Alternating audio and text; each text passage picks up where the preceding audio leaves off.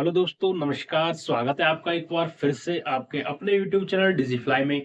तो दोस्तों, आज की वीडियो में हम बात करेंगे दोस्तों, जो आरआरबी एनटीपीसी 2024 का सिलेबस है दोस्तों, उसके बारे में हम बात करेंगे पूरी डिटेल से दोस्तों। मैं आपको बताऊंगा कि किस किस पोर्शन से कितने प्रश्न पूछे जाएंगे और कहां-कहां से प्रश्न दोस्तों पूछे जाएंगे। हम डिटेल बिल्कुल गहराई से दोस्तों एनालिसिस करेंगे आज की वीडियो में दोस्तों।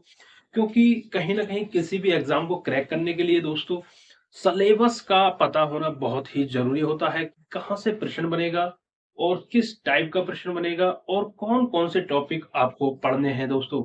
यदि इन चीज़ों का आप अच्छे से ध्यान रख के चलते हैं तो दोस्तों बहुत आसान होता हो जाता है एग्ज़ाम को क्लियर करना। तो दोस्तों, आज की वीडियो स्पेशली यही है कि पहले हम सिलेबस देखेंगे और फिर उसके बाद पूरा कितनी वैकेंसी है, कितनी पोस्ट है, ये सब पूरा डिटेल से बताएंगे आपको।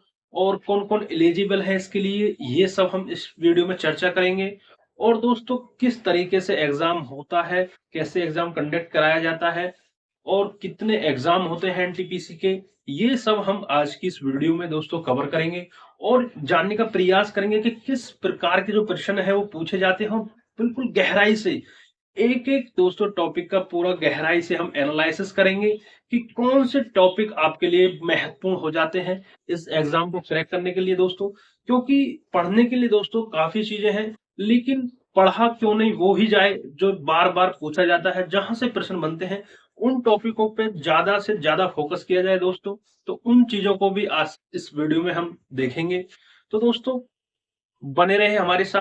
तो चलिए दोस्तों, लेके चलते हैं हम आपको फ़ोन की स्क्रीन पर और वहाँ पे हम सिलेबस के बारे में चर्चा करेंगे और फिर हम एक-एक करके सभी टॉपिकों को आपके सामने दोस्तों क्लियर करेंगे। Audio Jungle.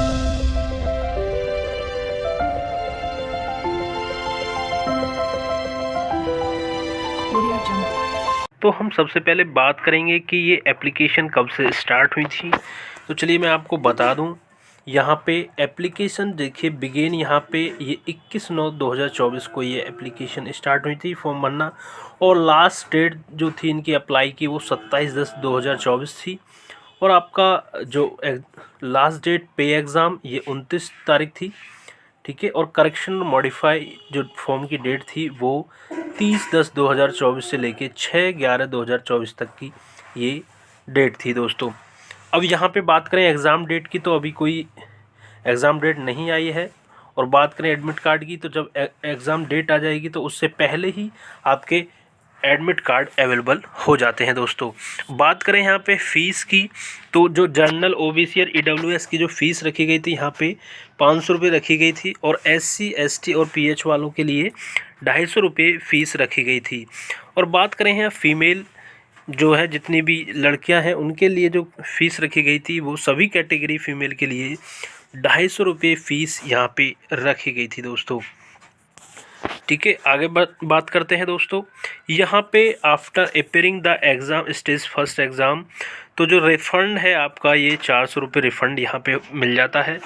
और एससी की बात करें तो 250 रुपये ये फीमेल, एससी एसटी और फीमेल का जो रिफ़ंड है ये 250 रुपये यहाँ पे रिफ़ंड यहाँ पे आपको मिल जाता है जो फर्स्ट एग्ज़ाम होता है। क्योंकि यहाँ पे मैं आपको बता दूँ, जो एनटीपीसी के 2 स्टेज में एग्ज़ाम होता है, सीबीटी फर्स्ट और सीबीटी सेकंड। तो यहाँ पे हम फ़िलहाल बात करेंगे अभी सीबीटी फर्स्ट एग्ज़ाम की।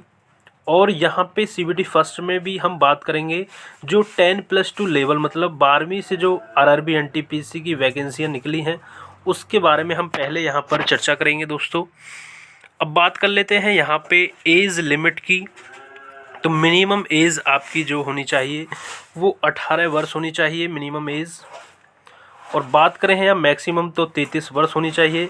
जो एज लिमिट है ये नोटिफिकेशन के ये 1/1/2025 तक यहाँ पे ये होनी चाहिए 18 से 33, ठीक है। और एज रिलैक्सेशन भी है यहाँ पे, आज यदि फुल नोटिफिकेशन आप पढ़ोगे तो वहाँ पे एज रिलैक्सेशन के बारे में भी सारी जानकारी दी गई है। चलिए यहाँ पे हम आगे बात करें।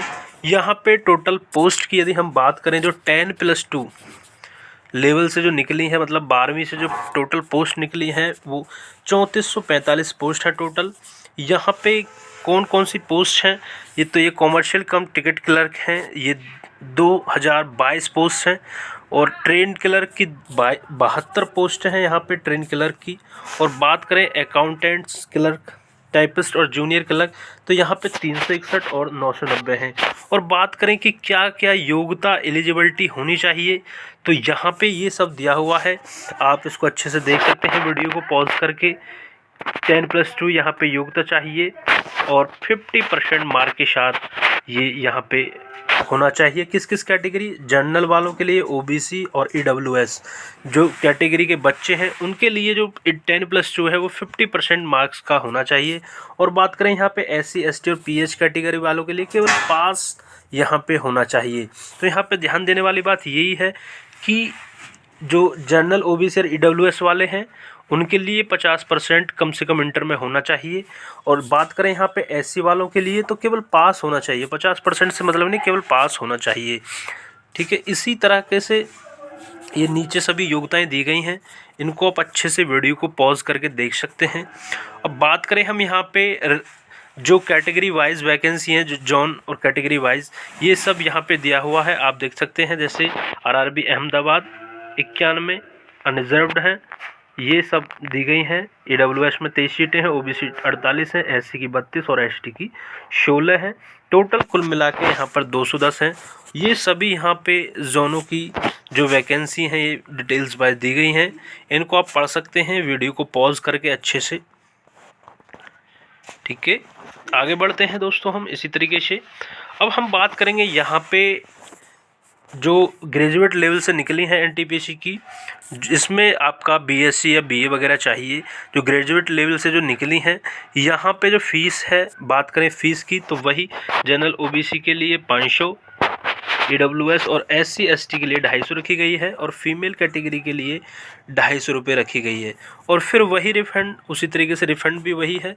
बात करें हैं बिगिन, एप्लीकेशन बिगिन 14/9 को हुई थी, लास्ट डेट थी 20/10/2022, और लास्ट डेट पे एग्ज़ाम फीस थी 22/10, और करेक्शन और मॉडिफाइड डेट जो थी 23-30 अक्टूबर थी, 23 से लेकर 30 अक्टूबर तक की थी। ठीक है, अभी भी इसका एग्ज़ाम डेट जो है निश्चित नहीं हुई है, तो एडमिट कार्ड भी तभी आएगा। अब बात कर लेते हैं यहाँ पे एज लिमिट की, तो 18 से 36 ईयर, यहाँ पे 18 से 36 वर्ष जो एज लिमिट है वो होनी चाहिए।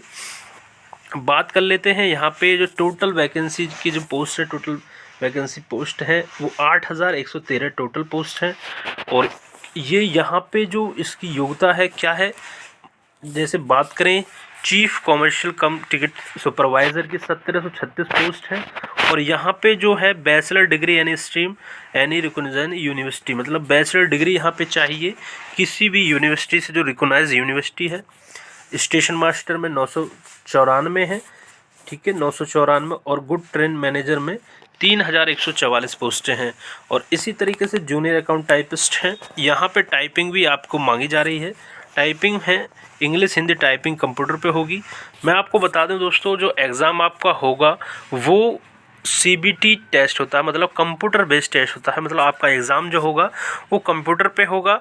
और इसमें मैं आपको एक बात और क्लियर कर दूं कि यहाँ पे 2 एग्ज़ाम आपके होते हैं, मतलब पहला सीबीटी फर्स्ट, उसके बाद जो यहाँ पे कैंडिडेट पास होते हैं तो वही कैंडिडेट सीबीटी सेकंड के लिए एलिजिबल होते हैं। और मैं आपको बता दूं पोस्ट के हिसाब से, मतलब जितनी पोस्ट होती हैं उनका 15 गुना, कितना 15 गुना जो कैंडिडेट हैं बुलाए जाते हैं, 15 गुना कैंडिडेट बुलाए जाते हैं सीबीटी सेकंड के लिए। ये आपको ध्यान रखना है दोस्तों। चलिए यहाँ पे अब देख लेते हैं zone and category wise vacancy details यहाँ पे दी गई हैं, आप इनको भी देख सकते हैं आराम से वीडियो को पॉज करके, ये सब दिया हुआ है, आप वीडियो को पॉज करके आराम से देख सकते हैं। चलिए अब हम बात कर लेते हैं यहाँ पे सिलेबस के बारे में कि क्या सिलेबस रहने वाला है, क्या एग्ज़ाम ड्यूरेशन रहने वाली है, कितने क्वेश्चन यहाँ पे बनते हैं।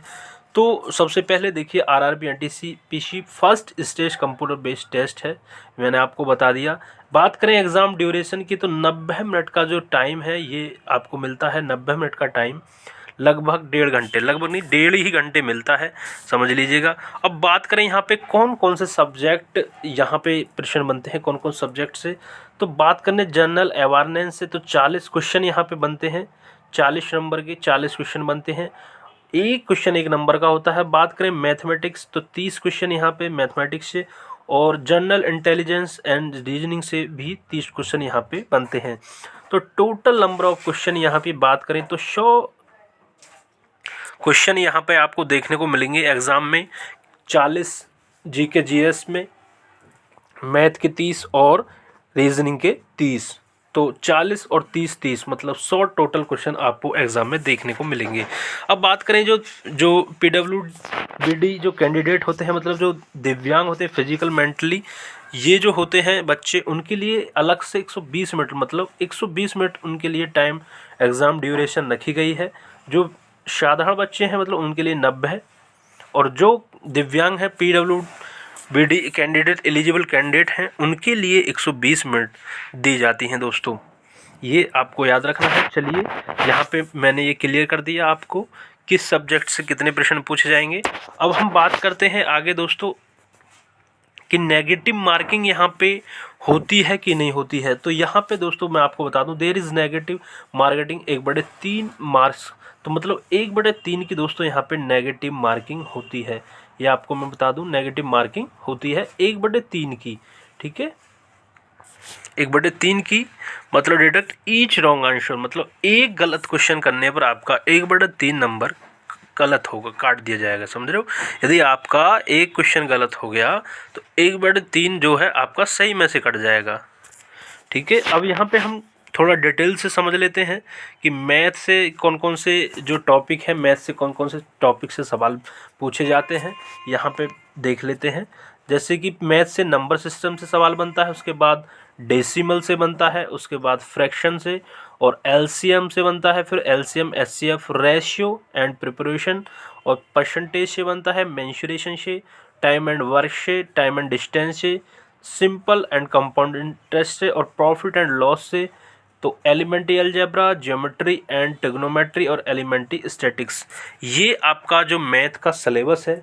तो ये जितने भी टॉपिक हैं, इन्हीं टॉपिक से जो मैथ के सवाल हैं आपको वहाँ पे देखने को मिलते हैं एग्ज़ाम में। अब बात करें रीजनिंग की, जो जनरल इंटेलिजेंस और रीजनिंग है, उसमें आपका complication of number and alphabetic series, coding, decoding and mathematical operations, similarities and difference, relationships, analytical reasoning और सिलोजिंग और जम्बलिंग और वेन डायग्राम से सवाल बनते हैं।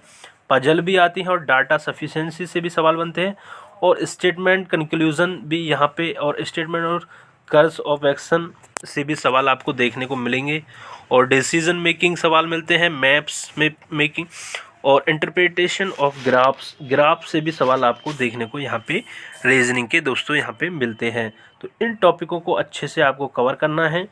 और बात करें यहाँ पे जनरल अवेयरनेस की, तो दोस्तों यहाँ पे जो जनरल अवेयरनेस का टॉपिक है ये सभी दी गए, जिसमें करंट अफेयर से भी दोस्तों सवाल बनते हैं। और मैं आपको बता दूं दोस्तों, इस वीडियो में हम करंट अफेयर से जो महत्वपूर्ण टॉपिक हैं कि कहाँ से प्रश्न देखने को मिलते हैं, किन टॉपिकों को कवर कर लें कि उससे ही आपका एग्ज़ाम अच्छे से, मतलब करंट अफेयर के जो 6 से 7 प्रश्न, कभी कभी 10 से 11 प्रश्न भी पूछ लेता है करंट अफेयर के ही। तो कौन से वो टॉपिक हैं जिसको आप कवर करने हैं, जिससे आपकी जो करंट है बहुत अच्छे से तैयार हो जाए, तो उसको हमने आगे वीडियो में बताया है, अच्छे से पूरा डिटेल से एनालिसिस किया है दोस्तों। तो यहाँ पे देख सकते हैं जब जनरल अवेयरनेस के जो टॉपिक हैं, ये current events and national international importance, और यहाँ पे games and sports, art and culture of India, Indian literature और मोमेंटम एंड प्लेसेस। ये जितने भी टॉपिक यहाँ पे दिए हैं, आप वीडियो को पॉज करके अच्छे से इनको दोस्तों देख सकते हैं। हो सके तो आप स्क्रीनशॉट भी ले लें और अच्छे से इनको दोस्तों लिख लें, कहीं पे नोट कर लें।